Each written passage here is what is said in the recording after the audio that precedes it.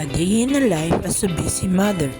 So pagka-out natin sa work, dumiretso ako sa isang Korean mart dito sa malapit sa amin. Dahil yung bunso ko may pinapabili yung Kim.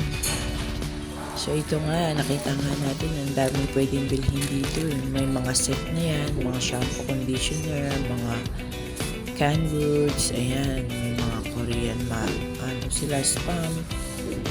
Tapos mga tea, kape, ayan, iba-iba klase yan.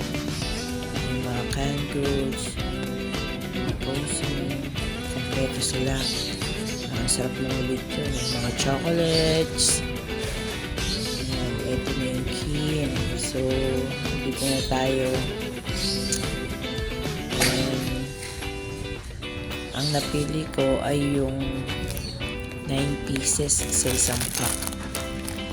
So, yan. May pasalubong na ako sa aking bunso.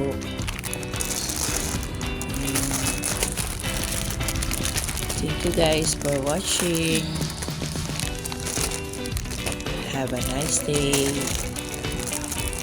God bless.